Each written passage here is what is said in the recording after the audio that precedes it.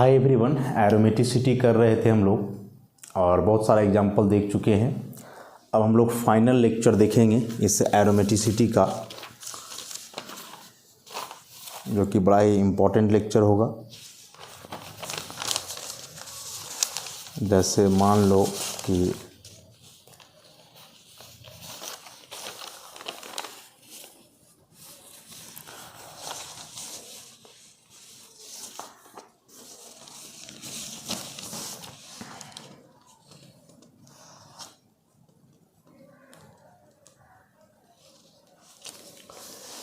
इस तरह के कंपाउंड्स हैं, एक ऐसा,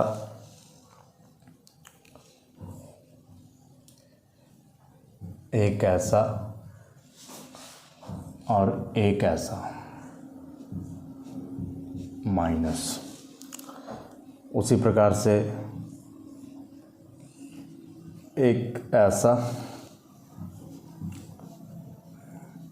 एक इस तरह का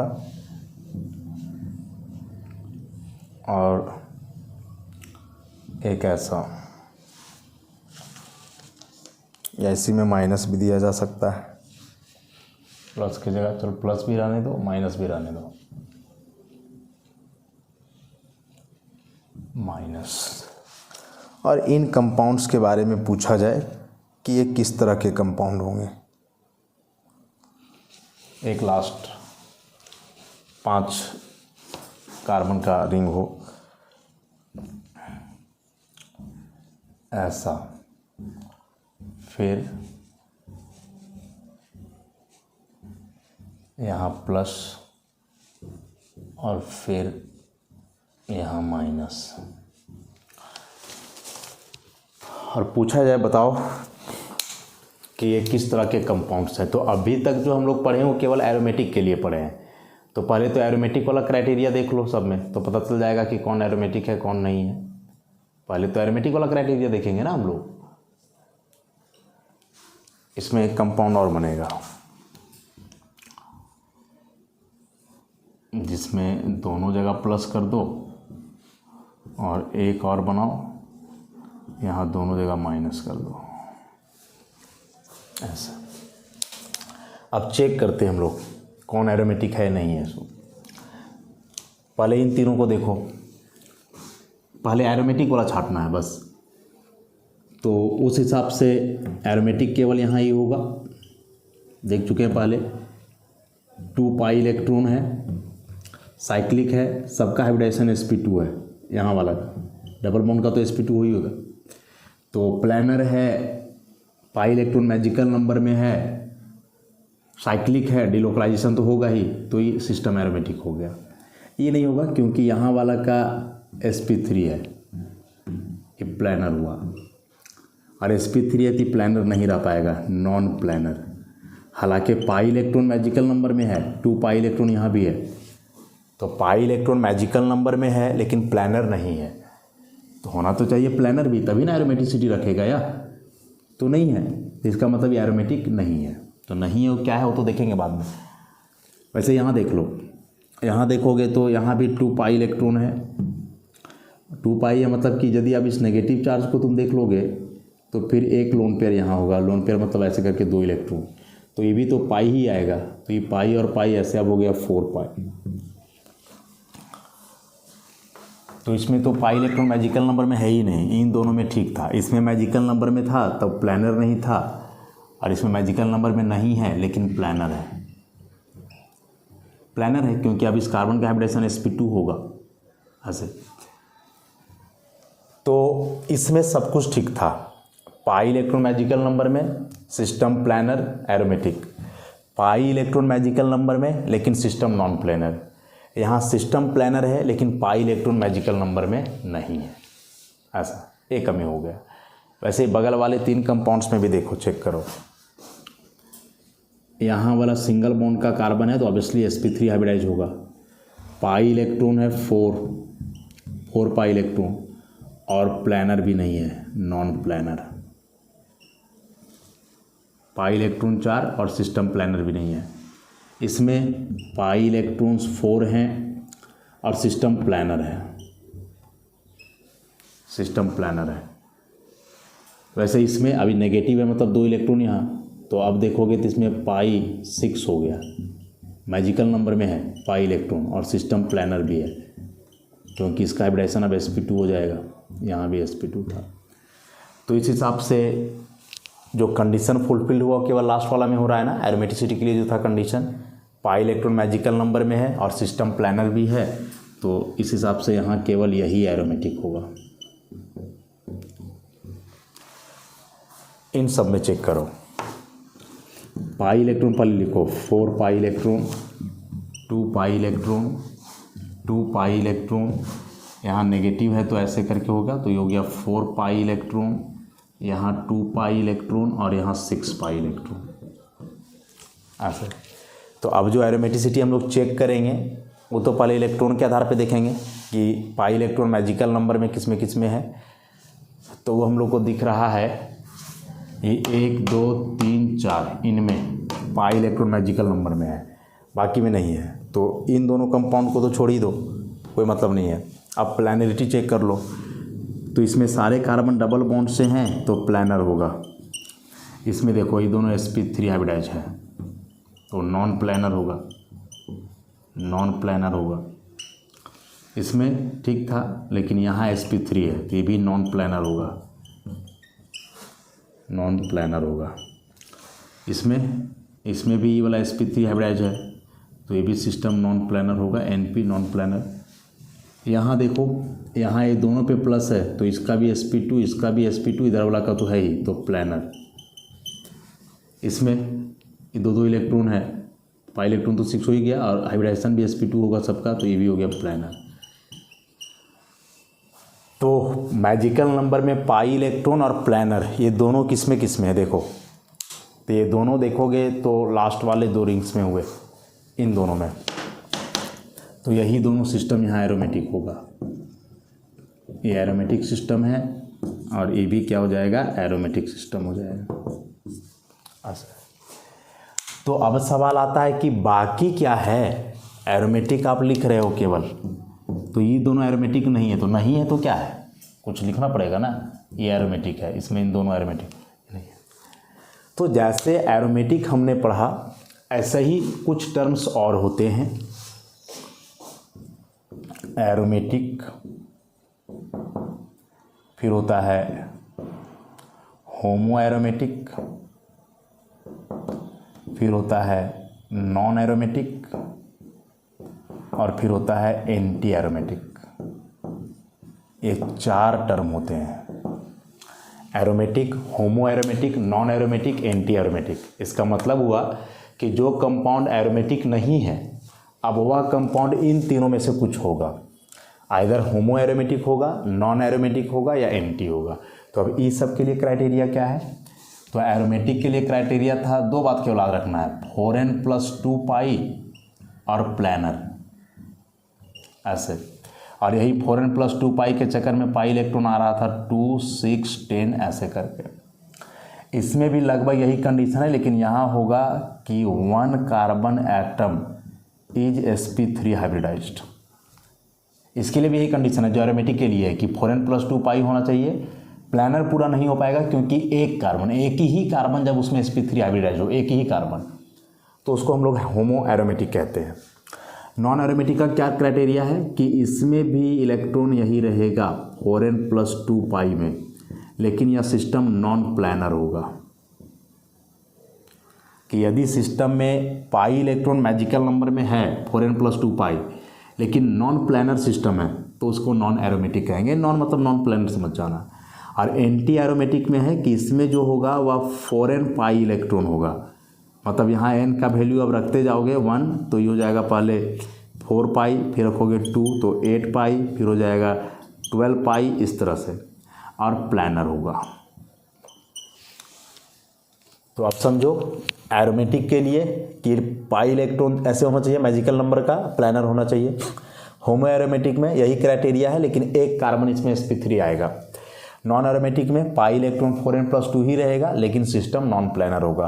और एंटी एरोमेटिक में पाई इलेक्ट्रॉन चेंज कर गया इस बार, देखो 4n पाई, 4 के मल्टीपल में रहेगा पाई इलेक्ट्रॉन, लेकिन सिस्टम क्या होगा, प्लानर होगा। और अब इस सब को पॉइंट में रखते हुए, इस सब पॉइंट को थोड़ा ध्यान में रखते हुए लिख दो बाकी के लिए कि कौन एरोमेटिक है कौन क्या है, समझ में आ जाएगा। तो चलो इसी को देख लें। सबसे पहले पाई इलेक्ट्रॉन पे फोकस करो। 2 पाई मतलब मैजिकल नंबर, तो मैजिकल नंबर मतलब ये तीनों में से कुछ होगा, तो एरोमेटिक तो नहीं है, हम लोग देख चुके हैं। तो अब है क्या, तो पाई इलेक्ट्रॉन और देखो एक ही कार्बन sp3 हाइब्रिडाइज है ऐसा, तो एक ही कार्बन sp3 हाइब्रिडाइज है, तो जैसा कि लिखे हैं कि 1 कार्बन sp3 तो होमो एरोमेटिक, होमो एरोमेटिक ऐसे, या इसको भी नॉन एरोमेटिक कहा जा सकता है क्योंकि ये कार्बन sp3 मतलब ये प्लेन में नहीं है, नॉन प्लेनर है, और नॉन प्लेनर और मैजिकल नंबर में है तो नॉन एरोमेटिक भी हो जाएगा, तो या होमो या नॉन एरोमेटिक। ये तो एरोमेटिक था। बगल वाले को देखो, प्लानर है और 4 पाई इलेक्ट्रॉन है, तो 4 पाई और प्लानर तो क्या होगा, anti aromatic. So this compound is anti aromatic ऐसे। इनको देखो 4 पाई प्लानर इसको फॉलो कर रहा है, so this is anti aromatic ऐसे।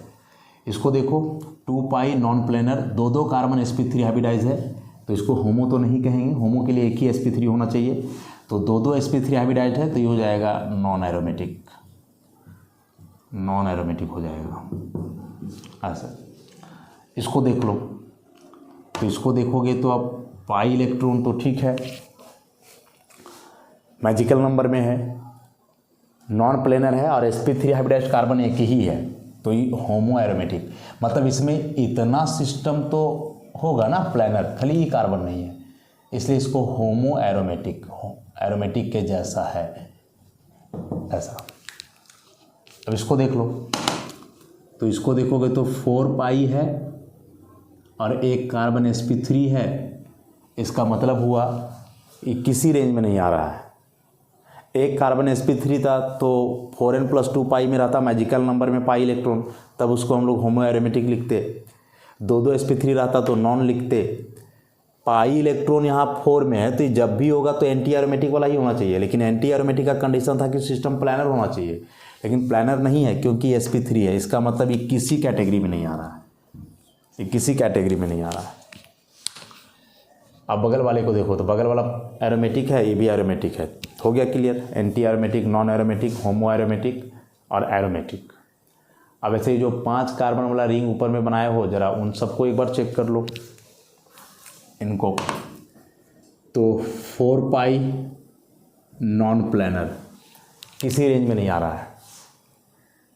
4 पाई है तो प्लेनर होता तभी एंटी एरोमेटिक कहते हैं हम लोग, तो किसी रेंज में नहीं आ रहा है, नहीं होगा, कुछ नहीं होगा। इसमें 4 पाई और प्लेनर है, तो 4 पाई और प्लेनर है, so this one is anti aromatic, ये हो जाएगा एंटी एरोमेटिक, और ये तो एरोमेटिक था ही ऐसा। तो एक अब यहाँ से कंसेप्ट समझ गए हम लोग कि कोई कंपाउंड या आयन जो भी है एरोमेटिक नहीं है तो वह नॉन एरोमेटिक हो सकता है, एंटी एरोमेटिक हो सकता है, या होमो एरोमेटिक हो सकता है, कुछ भी हो सकता है इन सब में। अब बात करें हम लोग स्टेबिलिटी की, बहुत ही इंपॉर्टेंट कंसेप्ट छुपा हुआ है, स्टेबिलिटी की बात करें हम लोग। तो ये जो अलग अलग तरह के कंपाउंड हैं कि एक ही जैसा स्पीसीज है, कोई होमो है तो कोई एरोमेटिक है, कोई एंटी है, कोई नॉन है, तो इस केस में स्टेबिलिटी ऑर्डर को याद रखिएगा कि अलग अलग तरह के हैं, तो इसमें सबसे ज़्यादा स्टेबल कौन होगा इधर लिखते हैं। तो स्टेबिलिटी ऑर्डर कुछ ऐसा है, एरोमेटिक वाला सबसे ज़्यादा स्टेबल होता है, इसके बाद होमो एरोमेटिक, फिर होगा नॉन एरोमेटिक और फिर होगा एंटी एरोमेटिक। एन लिख देते हैं, anti aromatic, AAR aromatic. So this is the stability order, very very important, very very important, कि यदि अलग अलग तरह के स्पीसीज हैं एक ही जैसे लेकिन अलग अलग नेचर है कि कोई एरोमेटिक एंटी एरोमेटिक ऐसे करके, तो उस केस में जो ऑर्डर होगा वह यही होगा कि aromatic will be the most stable, followed by homo aromatic, then non aromatic and anti aromatic will be least stable, सबसे कम।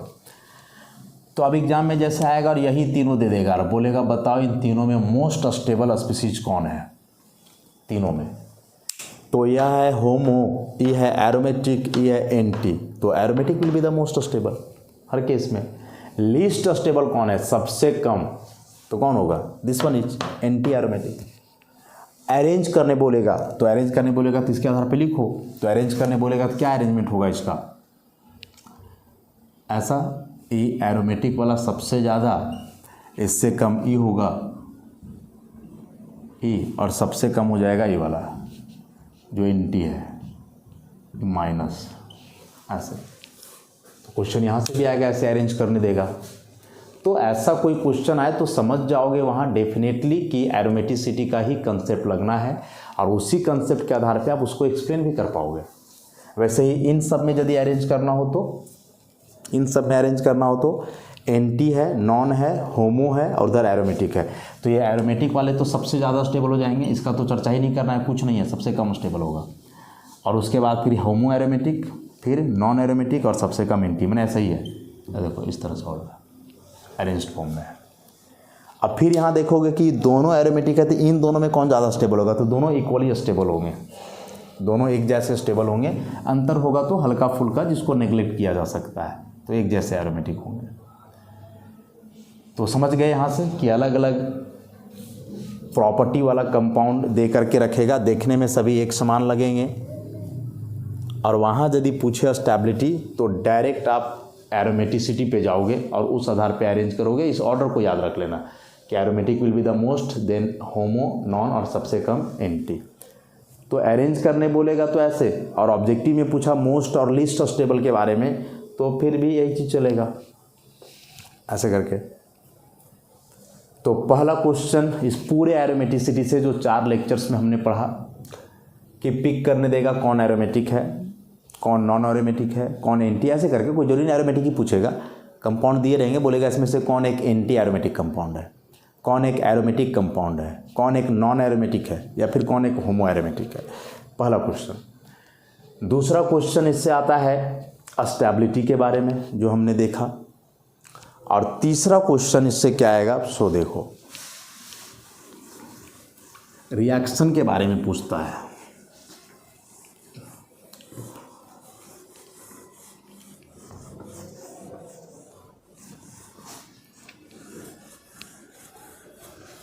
रिएक्शन के बारे में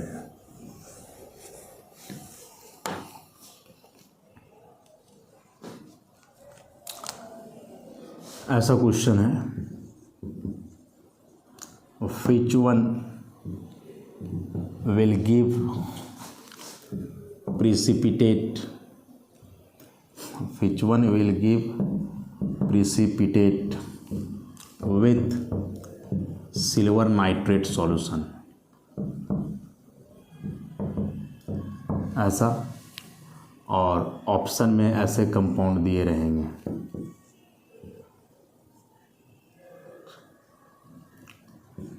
ऐसे क्लोरोसाइक्लोप्रोपेन ए नंबर, बी नंबर में ऐसा, सी नंबर में ऐसा, और डी नंबर में ऐसा, इस तरह से। अब पूछेगा कि चारों में से कौन सा कंपाउंड सिल्वर नाइट्रेट के साथ प्रिसिपिटेट देगा। तो कंसेप्ट को समझो, सिल्वर नाइट्रेट के साथ प्रिसिपिटेट का मतलब क्या हुआ कि कोई कंपाउंड में ऐसे क्लोरीन है, इसका रिएक्शन तुम सिल्वर नाइट्रेट से करवा रहे हो, तो इस सॉल्यूशन है, मतलब कि silver ion nitrate ion water में सॉल्युबल होता है। अब यदि तुम इसका क्लोरीन वाले कंपाउंड से रिएक्शन करवा रहे हो और यदि क्लोरीन यहाँ से टूट के अलग हो पाता है तो यह क्लोरीन जा करके जुड़ेगा Ag से और जुड़ करके बना देगा ये AgCl और यही प्रिसिपिटेट हो जाता है। तो कहने का मतलब कि प्रिसिपिटेट वही देगा जिसका क्लोरीन टूट करके अलग होगा। अब क्लोरीन किसका टूट करके अलग होगा, तो जिसका क्लोरीन टूटने के बाद वह सिस्टम ज़्यादा स्टेबल हो। यदि क्लोरीन उसका टूट के अलग हो रहा है और वह पहले से कम स्टेबल है तो कभी नहीं चाहेगा ना कि क्लोरीन वहाँ से हटे। लेकिन यदि क्लोरीन टूट के हट रहा है और वो स्टेबल हो रहा है तो चाहेगा कि क्लोरीन हट ही जाए, वही बढ़िया है। अरे क्लोरीन हट जाएगा तो वही प्रिसिपिटेट बनाएगा। तो पहले सब में क्लोरीन हटाओ। अब मान के चलो यहाँ से क्लोरीन हटेगा तो प्लस आ जाएगा इस पर, यहाँ से क्लोरीन हटेगा तो प्लस आ जाएगा इस पर, यहाँ से क्लोरीन हटेगा तो प्लस आ जाएगा यहाँ, और यहाँ से भी क्लोरीन हटेगा तो प्लस आ जाएगा यहाँ। अब जैसे ही सब में प्लस आया तो अब चेक करो कि सिस्टम कौन स्टेबल है। तो स्टेबिलिटी कैसे, एरोमेटिसिटी के आधार पे चेक करो। तो यहाँ तो कहीं पाई बॉन्ड है ही नहीं, तो एरोमेटिक होने का सवाल ही नहीं रहा। इसमें देखो ये पूरा का पूरा सिस्टम एरोमेटिक हो जाएगा, प्लस आ गया तो 2 पाई है, सारे प्लानर हैं ऐसे। इसमें ये sp3 है तो नहीं होगा एरोमेटिक। इसमें तो पाई इलेक्ट्रॉन ही नहीं है मैजिकल नंबर में, 4 पाई है, ये भी नहीं होगा। तो इन चारों में से जब इससे क्लोरीन निकल रहा है ना, तो यहाँ से क्लोरीन निकलने के बाद इस सिस्टम एरोमेटिक हो रहा है, और एरोमेटिक हो जा रहा है इसका मतलब स्टेबल हो जा रहा है। तो ये चाहेगा कि इसका क्लोरीन आसानी से निकले, और वही क्लोरीन जाके इससे कंबाइन करके प्रेसिपिटेट देगा। तो आंसर विल बी बी। काफ़ी एडवांस क्वेश्चन है लेकिन आसान है। यदि आप कंसेप्ट को पढ़े हुए हो तो आसान है, एडवांस भले ही है। नेक्स्ट क्वेश्चन इसमें,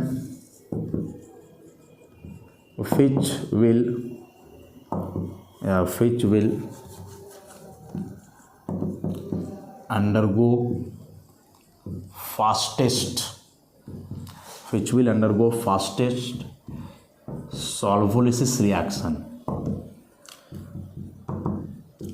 कि इसमें से किसका सॉल्वोलिसिस रिएक्शन सबसे तेज होगा। सॉल्वोलिसिस रिएक्शन माने वही सॉल्वेंट से रिएक्शन करना। ऑप्शन में ऐसे दिया हुआ होगा,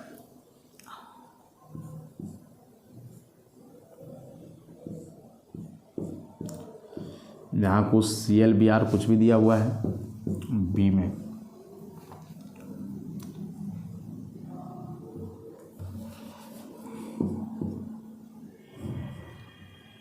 ऐसा Cl सी में, Cl और डी में यहाँ केवल पाई देगा। अब पूछेगा कि किसका सॉल्वोलिसिस रिएक्शन फास्टेस्ट मैंने बहुत तेज़ी से करेगा। तो सॉल्वोलिसिस मैंने कोई सॉल्वेंट से रिएक्शन, वाटर वगैरह से या कुछ भी। तो सॉल्वोलिसिस रिएक्शन मतलब इसको सॉल्वेंट में डिजॉल्व करोगे तो फिर से वही बात है कि क्लोरीन यहाँ से टूट करके अलग होएगा, और अलग होएगा तो यहाँ प्लस, इसमें यहाँ प्लस, इसमें यहाँ। अब यही देखना है कि प्लस आने के बाद कौन सबसे ज़्यादा स्टेबल हो रहा है, एरोमेटिसिटी पता करना है। तो ये देखो 6 पाई सिस्टम है, ये 4 पाई सिस्टम है, ये 4 पाई है, ये 2 पाई है। तो मैजिकल नंबर में तो ये दोनों आ रहा है, ये दोनों वैसे ही ख़त्म हो जाएगा, नहीं हो सकता है। अब इसमें देखोगे तो देखो यार, इस सब कार्बन का हाइब्रिडेशन sp3 प्लानर है, सिस्टम नहीं है तो नहीं होगा एरोमेटिक। इस सब में पूरा का पूरा सिस्टम प्लानर है, प्लस आ जाएगा तो भी sp2, बाकी तो डबल बॉन्ड से तो sp2 ही होगा, तो ये एरोमेटिक। तो this is the most stable and the answer is this, कि इसका सॉल्वोलिसिस रिएक्शन सबसे तेज होगा। तो एक ऐसे क्वेश्चंस बनेंगे इस एरोमेटिसिटी से रिलेटेड। नेक्स्ट एक अंतिम क्वेश्चन इससे,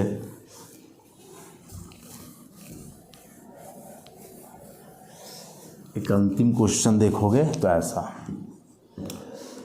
cyclo octa टेट्राइन, cyclooctatetraene is, option देगा एरोमेटिक, बी नॉन एरोमेटिक, सी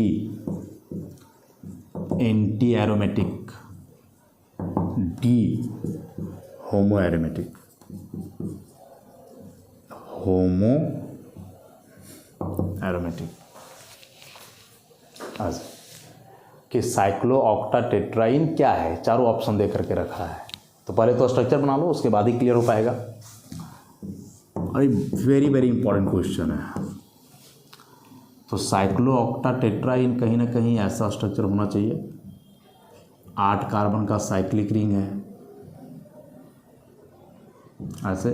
टेट्राइन माने 4 डबल बॉन्ड, यहाँ यहाँ यहाँ यहाँ, अल्टरनेट। पाई ऐसे,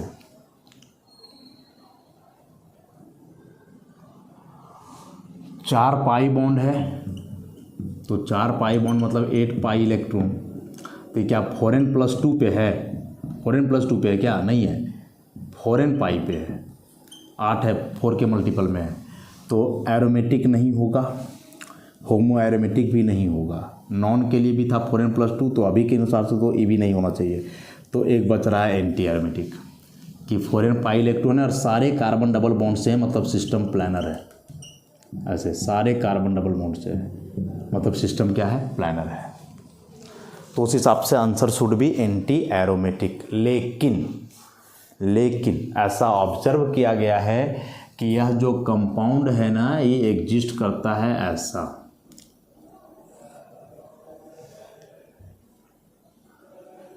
इस कंपाउंड का जो नेचुरल एग्जिस्टेंस है वो कुछ ऐसा है,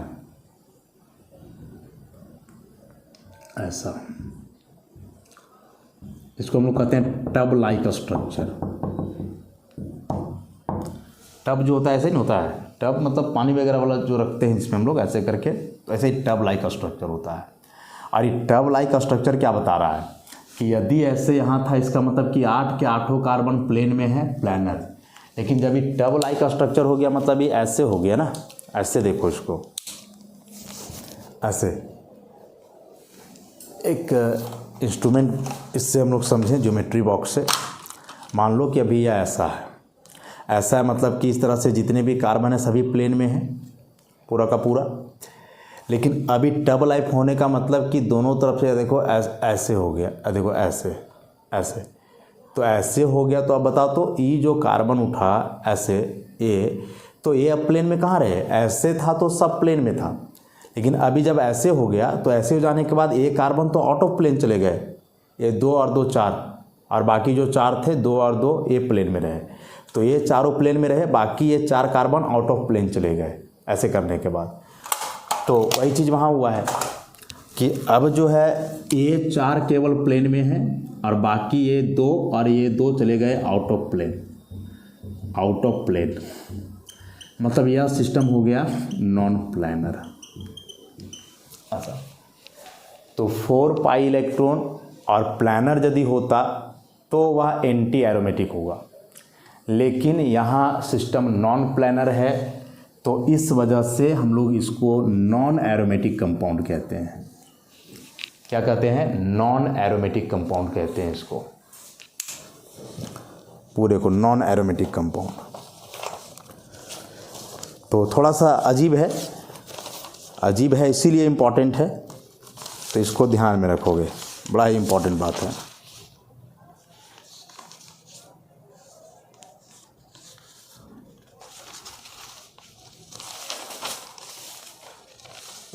थोड़ा सा